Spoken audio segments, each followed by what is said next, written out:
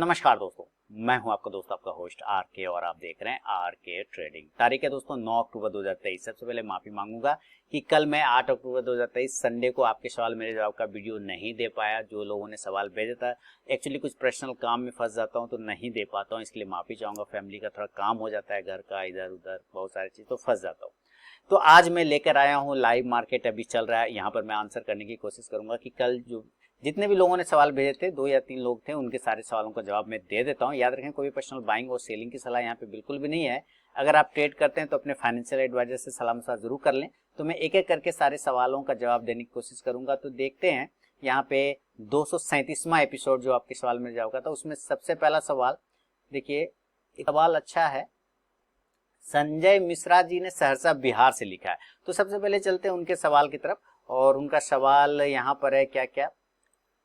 उनका सवाल लिखा हुआ है कि sir good evening, I have purchase Devyani at the rate of 221, 221 पे लिया हुआ है। कल्याणी ज्वेलर 220 पे, पूना वाला फिनकॉर्प 380 पे, आईटीसी को 421 पे लिया, इन्फोसिस 1460 पे। Please provide SLN target.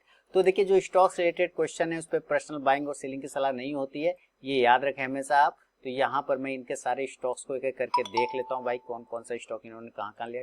इन्होंने लिया है देवयानी को 221 पर लिया है। देखिए, देवयानी अच्छा स्टॉक है, आप इसको अभी रखें। अभी तो फेस्टिवल सीजन ओपन हो रहा है, होटल वगैरह सब में काफ़ी ज़्यादा रेस्टोरेंट में लोग जाएंगे, तो इसमें कोई दिक्कत वाली बात नहीं है। आप अगर इसमें प्रॉपर स्टॉप लॉस की बात करें तो 210 रुपए का 210 का एक स्टॉप लॉस आपको लगाना चाहिए। 210 का एक स्टॉप लॉस, ये कट जाएगा तो हो सकता है गिरावट बढ़ जाए। अभी थोड़ा इजराइल और फिलिस्तीन का इशू भी है, तो थोड़ा सा इंपैक्ट भी पड़ सकता है, ये ध्यान रखें। मूवमेंट जो है 225 के ऊपर निकलने के बाद ही स्टार्ट होगा देवयानी में, अदरवाइज ये आपका स्टॉप लॉस लेके आप चल सकते हैं यहाँ पर। तो ये पहला स्टॉक इनका देवयानी था, देवयानी इंटरनेशनल, और दूसरा स्टॉक इन्होंने कल्याण ज्वेलर को ले रखा है। देखिए, अच्छा काम किया, कल्याण ज्वेलर को ले रखा है। अभी यहाँ पे भी बहुत सारे खरीदारी देखने को मिल रहा है, काफी 60-70 के लेवल से कल्याणी ज्वेलर जो है 200 के आसपास चला गया। तो आपने 221 पे साथ लिया, कितना पे मैं चेक कर लेता हूँ आपका प्राइस। आपने 220 पे लिया, तो बिल्कुल 255 चल रहा है। अभी होल्ड करें कल्याण ज्वेलर्स को, बिल्कुल आप रखें इसको पास में, क्योंकि ऊपर एक रेजिस्टेंस है 270 से 72 के आसपास का। अगर वो रेजिस्टेंस है 265 के आसपास का, अगर वो ब्रेकआउट होता है तो 280 से 300 तक के टारगेट बनेंगे। जो स्टॉप लॉस होगा वो अपने आप बाइंग प्राइस के ऊपर कर लीजिए। 240 का एक स्टॉप लॉस आप मेंटेन करके चलें, क्योंकि अगर ये रिवर्सल भी आता है तो आपको प्रॉफिट दे के ही जाएगा। तो 240 का एक स्टॉप लॉस आप मेंटेन यहाँ पे कर सकते हैं। इसके अलावा जो है आपके पास स्टॉक है, आपने रखा है पूना वाला फिनकॉर्प। देखिए, पूना वाला फिनकॉर्प अभी जो है फाइनेंशियल वाला में मूवमेंट आ सकता है, लेकिन थोड़ा सा अगर इशू पड़ गया ये वाला तो बैंकिंग पे तो दबाव आएगा। अब आपने जो खरीदा है 380 पे खरीदा है, स्टॉप लॉस आपका जो प्राइस अभी चल रहा है वही चल रहा है, लेकिन स्टॉप लॉस अभी भी आपका 370 का रहेगा। जो स्टॉप लॉस लगाएंगे ना, ये 370 का एक स्टॉप लॉस लेके चलें, ठीक है, 370 का। और मूवमेंट आपको 390 के ऊपर बनेगा, उसके पहले नहीं बनेगा। तो 370 का स्टॉप लॉस, मूवमेंट 390 का, अगर ये निकालता है तो 420 तक के टारगेट आपको बना के दे सकता है पूना वाला फिनकॉर्प। आईटीसी 421 पर आपने लिया है, आईटीसी 421 पे, और इन्फोसिस 1460 पर। तो चलते हैं आईटीसी के तरफ में हम लोग। आईटीसी 421, ये तो लॉन्ग टर्म वाला स्टॉक है, इसको तो आप इंट्राडे या शॉर्ट टर्म ना भी करें तो कोई दिक्कत वाली बात नहीं है। 421 पे लिया, 441 चल रहा है। देखिए, स्टॉप लॉस भी आपका 430 रुपए के आसपास का लगेगा, छोटा सा स्टॉप लॉस लगा लीजिए, होल्ड करें। अगर आपने स्विंग ट्रेडिंग के लिए लिया है, 445 से 50 के ऊपर निकालता है तो 480 तक के टारगेट वापस से देखने को 460 और 80 के टारगेट बन सकता है आपका आईटीसी में। इसके अलावा आपने इन्फोसिस लिया है 1460 पे, तो चलते हैं इन्फी, और इन्फी का लेवल आ गया है 1460 आपके प्राइस। अभी आईटी में मूवमेंट बन सकता है, ध्यान रखें, आईटी में अभी इस गिरावट के माहौल में मूवमेंट बनेगा। स्टॉप लॉस आप 1445 का लगा के होल्ड करिए, नहीं भी करेंगे तो कोई ऐसे दिक्कत नहीं, क्योंकि ऊपर अच्छा मूवमेंट है, 1500 के ऊपर निकालता है तो 1520 से 30 तक के टारगेट आपको इन्फोसिस में देखने को बनेगा। तो ये संजय मिश्रा जी का सहरसा बिहार से सवाल था। अगला सवाल की तरफ बढ़ता हूँ, और अगला सवाल जो है इन्होंने लिखा है, एक है गोरखपुर उत्तर प्रदेश से प्रवीण कुमार मिश्रा जी ने लिखा, I hold 270 shares of Sadbhav infra on average rated to 20 rupees 28 पैसे, शुड आई सेल और होल्ड फॉर लॉन्ग टाइम। देखिए, सद्भाव ये पेनी स्टॉक की बात कर रहे हैं। पेनी स्टॉक्स में यही चीजें हो जाती है। सद्भाव इंफ्रा को आपने 20 रुपये 28 पैसे पे लिया हुआ है और अभी 5 रुपये चल रहा है, सर्किट चल रहा है, आप इसको बेच सकते हैं सर्किट में, है ना, ये पेनी स्टॉक है एक्चुअली।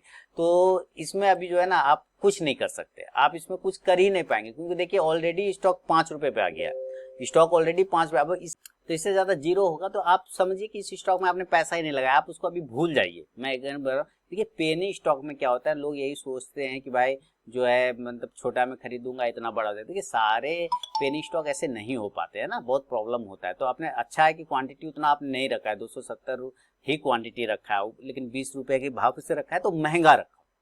स्टॉक छोड़ दीजिए, भूल जाइए, अभी सर्किट में चल रहा है, कुछ ऊपर अगर मिलता है पहुंच जाता है तो अच्छी बात है, नहीं तो आप समझिए कि पैसा डूबा हुआ है, ये सोच के चलिए, क्योंकि पेनी का है, इसका कब ये खुलेगा सर्किट नहीं खुलेगा कुछ पता नहीं है ना। हो सकता है ये खुल के 25 रुपए तक चल जाए, ऐसा भी हो सकता है, और हो सकता है ये वापस लोअर लगा के ये नीचे भी आ जाए। तो आप ज्यादा से ज्यादा करें तो ये 3 रुपए वाला जो है ना, ये आप एक स्टॉप लॉस लगा लीजिए, 3 रुपीज का एक स्टॉप लॉस लगा लीजिए। बाकी इसमें आपको कुछ करने की जरूरत है नहीं है, पैसा वैसे भी आपका फंसा हुआ है, इसको आप रहने दीजिए, थोड़ा उछाल मिलता है, टाइम दीजिए इसको, चला तो ठीक है, नहीं तो 3 रुपए का एक स्टॉप लॉस है, वो निकलता है तो निकल जाइएगा, ऐसा मेरा मानना है। बाकी आप अपना देख सकते हैं। अब दूसरी बात है कि किसी एक और व्यूवर ने मेरे सवाल भेजा है, उन्होंने लिखा है दीपक जी पलवल हरियाणा की, सर मेरा सवाल है ट्रेडिंग में फियर ग्रिड को कैसे कंट्रोल करें और अपनी ईगो को क्या इमोशनल पार्ट है। ईगो के बारे में किसी ने भी डिटेल में नहीं बताया है, क्या ईगो गुस्सा करना होता है, अच्छा गुस्सा जो करते हैं उसको ईगो बोलते हैं, ये कह रहे हैं। और दूसरा कह रहे हैं, सेकंड सवाल है, हम कंटिन्यू किसी काम को कैसे करें, क्या होता है कि किसी को टोकने पर मूड खराब हो जाता है, होने पर हम उस काम को रोक देते हैं।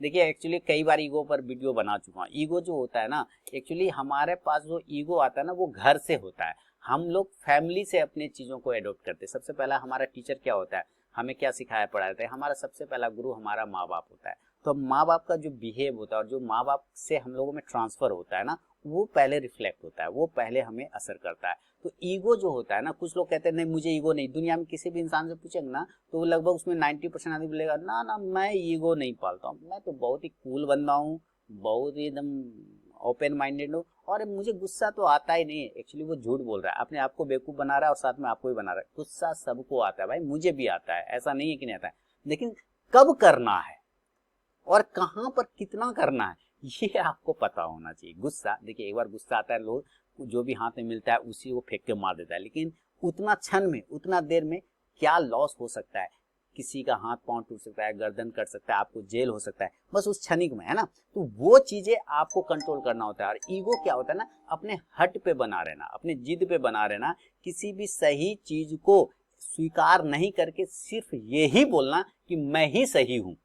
ये एक ईगो का बहुत विकराल रूप होता है, ये विकृत रूप होता है, जहाँ पे लोग दूसरे की बात नहीं सुनते। जैसे मार्केट कई दफा बोलता है कि मुझे ऊपर नहीं जाना है, मुझे ऊपर नहीं जाना है, हाँ, लेकिन फिर भी कुछ लोग जिद बैठे थे, नहीं तो बेटा तुमको ऊपर नहीं जाना है तो लेकिन मैं तो खरीदूंगा कॉल, मैं तो बाय ही करूंगा, मैं तो बाय ही करूंगा, मैं तो बाय।